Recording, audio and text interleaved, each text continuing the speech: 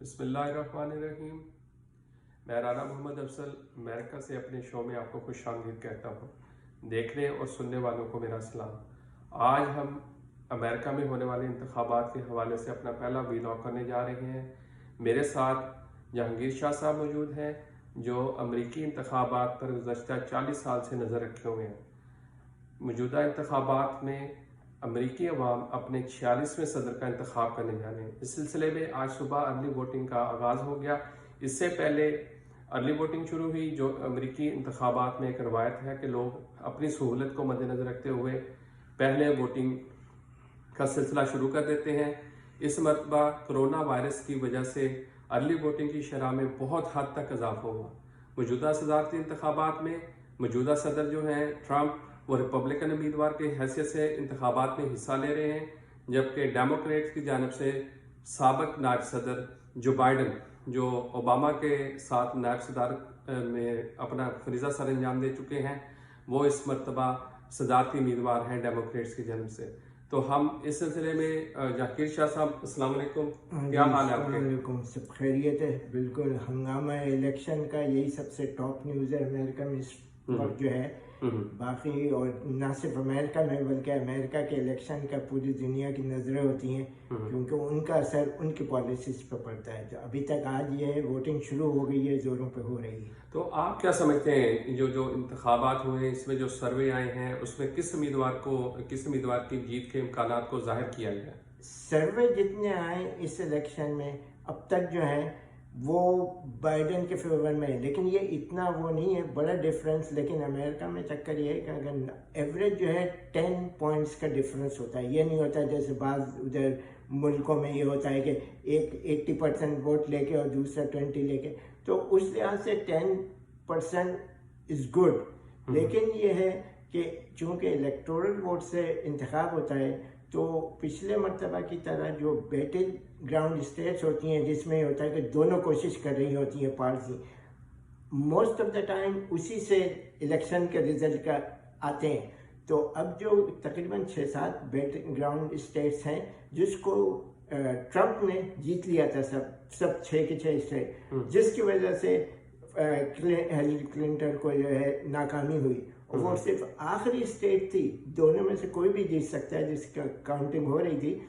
और ये हुआ कि वो डोनाल्ड ट्रंप जो है उसने वो स्टेट ले ली फ्लोरिडा, और वहीं फैसला हो गया तो वो जीत गया।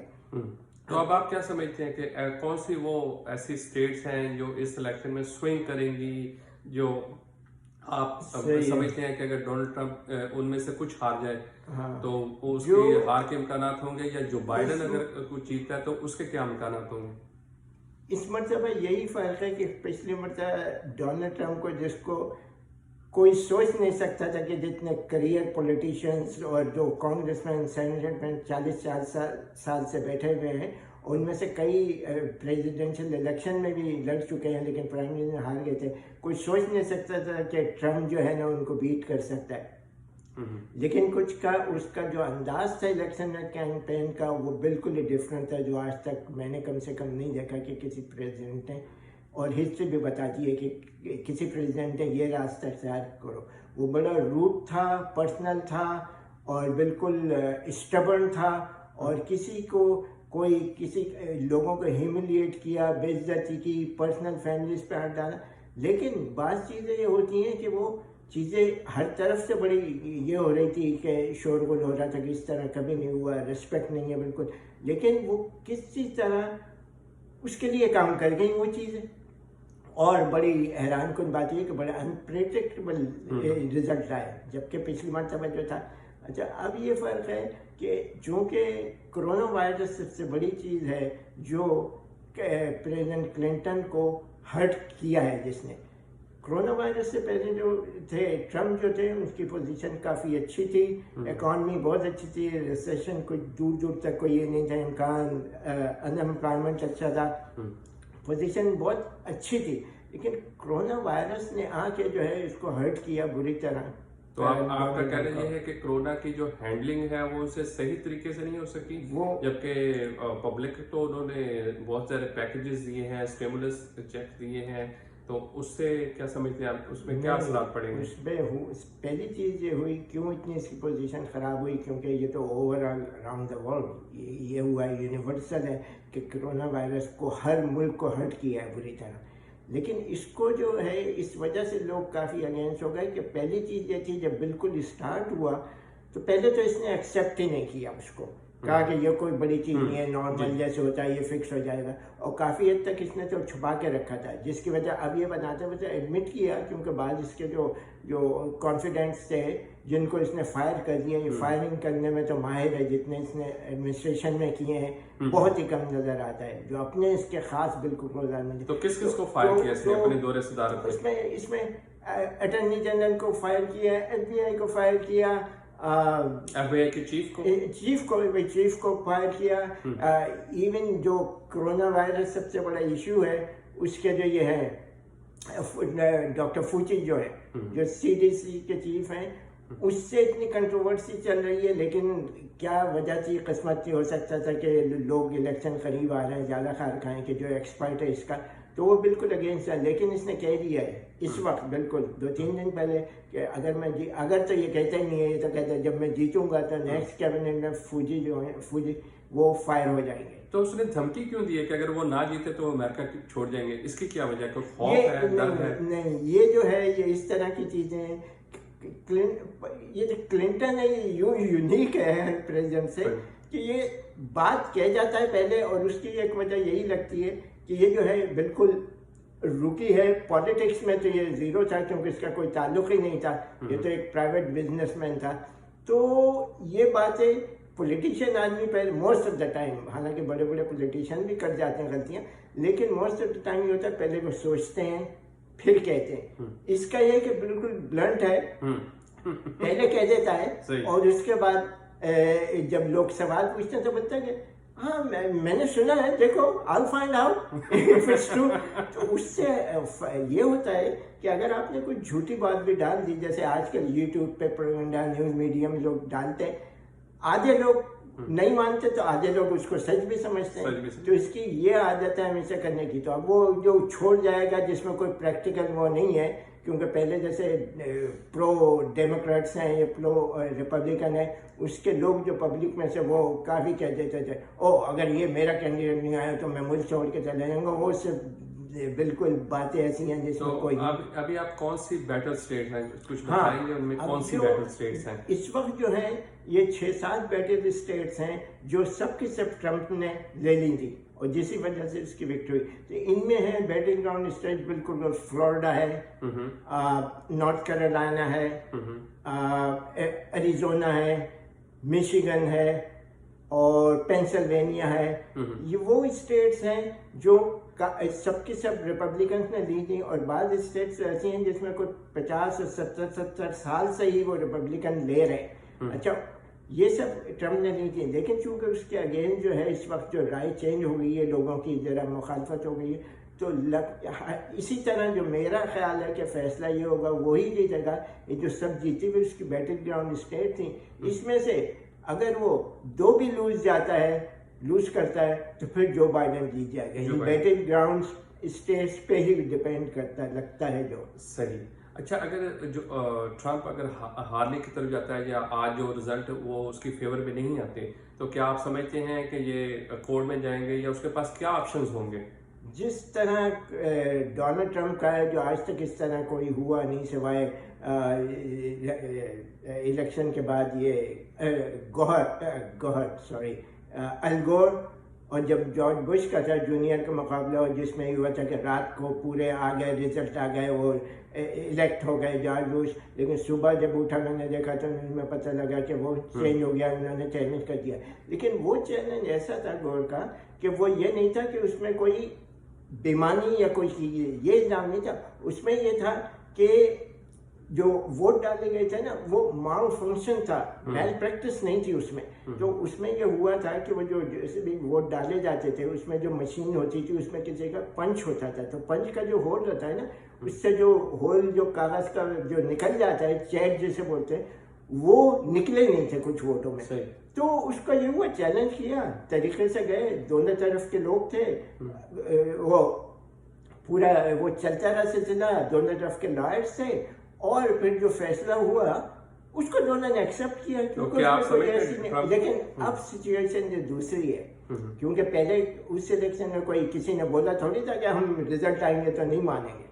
अब इसका जो है ये तो काफी दिन से, जब से कि इसकी पोजीशन काफी खराब हुई है, ये एक चीज है, कोई ना कोई एक्सक्यूज बना रहा है, इस बेस पे कहता है कि बेईमानी होगी। अब बेईमानी किस बेस पे, वो ये बोलता है पहली चीज ये है कि वोटर्स जो बाई मेल वोटिंग जो होती है वो तो हमेशा से होती है, लेकिन इस मतलब बहुत ज्यादा हो रही है क्योंकि कोरोना वायरस की वजह से। तो वो ये है कि कोरोना वायरस की वजह से ज्यादा हो रही है, लेकिन उससे पोस्टल के जो चीफ हैं पोस्ट के, उन्होंने भी कह दिया है, FBI के डायरेक्टर ने भी कह दिया है कि वोट सेफ रहेंगे। अब ये केस बना रहा है कि इन केस अगर मैं हारता हूँ तो एक बेस बना के किसी भी उस पर, और चांसेस यही है कि ये कहेगा कि नहीं उसमें जो हुआ है वो वोट काउंट नहीं हुआ। जैसे इसमें टेक्सास में ऑलरेडी रिपब्लिकन ने चैलेंज कर दिया है कि अब के ड्राइव थ्रू वोटिंग भी है, तो कोई 117,000 वोट्स कह रहे हैं वो नहीं एक्सेप्ट होंगे। टेक्सास सुप्रीम कोर्ट से बात की है जज से, लेकिन उसने बहरहाल उसको रिफ्यूज कर दिया उनकी उसको। तो ये बेस बना रहा है, लगता नहीं है, जो उम्मीद यही है कि अगर ये हार गया तो कोई ना कोई इश्यू के बेस पे ये उसको चैलेंज करेगा। आप ये कहना चाह रहे हैं कि ये जो मौजूदा इंतखाबात हैं ये ऑलरेडी उनकी पोलिंग का एक टेक्सास में ऑलरेडी चैलेंज हुए, और हाँ लेकिन कोर्ट ने उसको रिजेक्ट कर दिया। लेकिन ये कि ये जब इलेक्शन होंगे और ये अगर हारता है तो फिर ये कोई ना कोई बेस बनाएगा। उससे दो चीजें होंगी कि एटलीस्ट ये होगा कि what is trying to do, he will by the time कि 4 महीने, ये तो है नहीं 1 हफ्ते में जाके फैसला होगा, इसमें टाइम लगेगा। अच्छा, उसकी सबसे बड़ी वजह यह है कि सुप्रीम कोर्ट के जो जस्टिसेस होते हैं, 9 सुप्रीम कोर्ट के जो जज होते हैं, उनमें से एक जज जो थे जो डेथ हो गई अभी 2 महीने पहले। सही। मोस्टली इन हालात में ये होता है जबकि इलेक्शन करीब हो तो उसको खाली रखते हैं, जब तक नया प्रेसिडेंट आ जाए वो करता है। इसने इतनी जोर से जल्दी फास्ट करके 2-3 वीक के अंदर सब कुछ करके, अच्छा सेनेट में इनकी मेजॉरिटी थी, तो वो जो है वो कंजर्वेटिव है, और जितने रिपब्लिकन जो आते हैं जो जजेस हैं वो कंजर्वेटिव होते हैं। तो इसने कहा कि जल्दी से इलेक्शन करके सुप्रीम कोर्ट में कंजर्वेटिव बैठा दो कि अगर सुप्रीम कोर्ट तक अगर जाता है तो शायद उनको फायदा होगा। इस वक्त सुप्रीम कोर्ट में इस वजह से 9 जस्टिस में से 6 जस्टिस जो हैं सुप्रीम कोर्ट के वो कंजर्वेटिव हैं, जो रिपब्लिकन मोस्टली जिनके व्यूज होते हैं, और 3 लिबरल हैं। तो सुप्रीम कोर्ट में तो डेमोक्रेट्स की कम होगी। हालांकि इस तरह का नहीं होता कि सुप्रीम कोर्ट का किसी बेस पे फैसला करेंगे किसी पार्टी में, ऐसा नहीं होता।